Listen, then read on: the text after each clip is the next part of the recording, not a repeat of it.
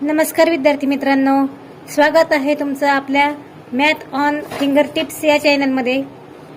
आज आपण शिकणार आहोत सराव संच 1.1 गणित भाग 2 चं पहिलं प्रकरण।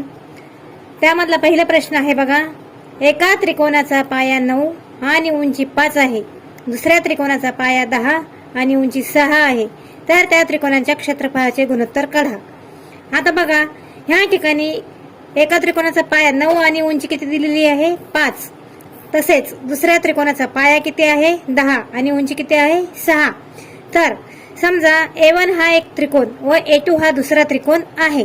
मग इथे A1 बरोबर B1 व H1 अनुक्रमे 9 व 5 दिलेले आहेत, तर B2 व H2 अनुक्रमे 10 व 6 आहे।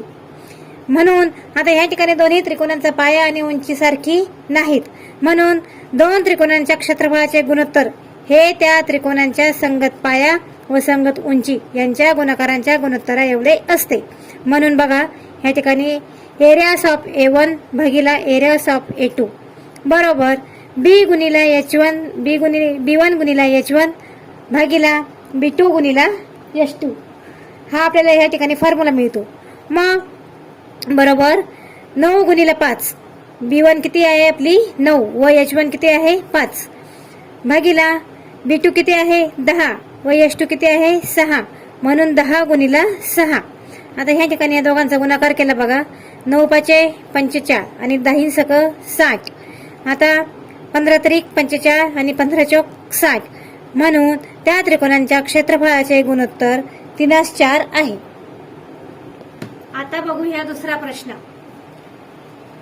दिलेल्या आकृतीमध्ये BC लंब AB, AD लंब AB आणि BC दिलेली बघा तुम्हाला 4 आणि AD दिलेली आहे 8, तर एरियास त्रिकोण ABC भागिला एरियास त्रिकोण ADB काढा। आता आकृतीमध्ये बघा तुम्हाला आकृतीत त्रिकोण ABC व त्रिकोण BAD मध्ये काय सारखं आहे, तर हा पाया जो आहे रेख AB हा पाया ह्या दोन्ही त्रिकोणांना कसा आहे सामायिक आहे। मग आपण बघितलं, जर सामायिक पाया असेल तर त्या त्रिकोणांचे क्षेत्रफळ कशामध्ये असतात, उंचीच्या प्रमाणामध्ये असतात। मग आता ह्या ठिकाणी हा पाया समान आहे, याचा अर्थ ह्या दोन त्रिकोणांचं क्षेत्रफळ हे कशामध्ये असणार आहे, तर त्यांच्या संगत उंचीमध्ये असणार आहे।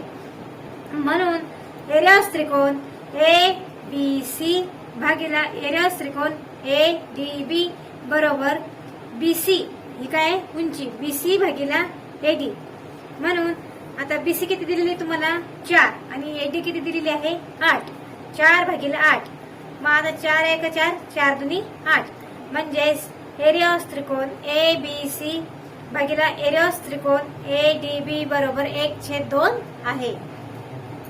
आता बघूया तिसरा प्रश्न। RQ बरोबर 6, PS बरोबर 6 आणि PR बरोबर 12, तर तुम्हाला कशाची किंमत काढायची, ह्या QT ची किंमत काढायची आहे। आता ह्या ठिकाणी बघा RQS हे कसे आहेत, एक रेषीय बिंदू आहेत RQS। मग आपल्याला बघा त्रिकोण PRQ मध्ये जर आपण RQ हा पाया घेतला तर उंची काय होणार आहे PQ। मग त्रिकोणाचे क्षेत्रफळ काय आहे, त्रिकोणाचे क्षेत्रफळ 1/2 पाया गुणिला उंची, म्हणून त्रिकोण PRQ बरोबर त्रिकोण एरियास त्रिकोण बघा PRQ बरोबर 1/2 गुणिला RQ काय आहे, तर RQ हा झाला पाया गुणिला PS ही काय झाली उंची, म्हणून बरोबर 1/2 गुणिला RQ किती दिलेली तुम्हाला 6, PS किती दिलेली आहे बघा 6, म्हणून 1/2 गुणिला 6 गुणिला 6। आता बे त्रिक 6, इथे काय केलं आपण 2 ने ह्या 6 ला भाग लावला। आता 6 आणि 3 चा गुणाकार करा, 6 त्रिक 18, म्हणजे ह्या त्रिकोण PRQ चं क्षेत्रफळ किती आलंय 18।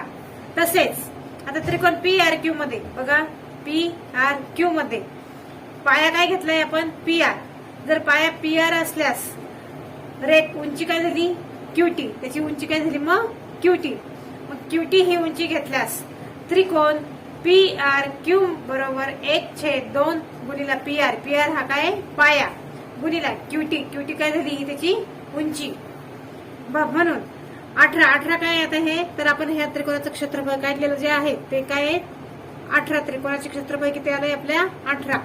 बरोबर 1/2 गुणिले 12. 12 काय आहे PR गुणिले क्यूटी काय आहे, क्यूटी आपल्याला काढायची आहे. म्हणून 18 बरोबर 6. बेक बे बेसकी 12. 6 गुणिले क्यूटी. म्हणून आता हे 6 इथं गुणिले इकडे गेल्यावर बरोबर चिन्हाच्या डाव्या बाजूला गेल्यावर काय होणार भागीला जाणार. म्हणून 18 भागीला 6 बरोबर क्यूटी. म्हणून ह्या ठिकाणी बघा क्यूटी बरोबर किती आली 6 1 6 6 18. 6 आणि 18 जाणार. म्हणून 18 भागीला 6 बरोबर क्यूटी. म्हणून ह्या ठिकाणी बघा क्यूटी बरोबर किती आली 6 1 6 6 18. 6 आणि 18 ला भाग लावला क्यूटी आली आहे आपली 3.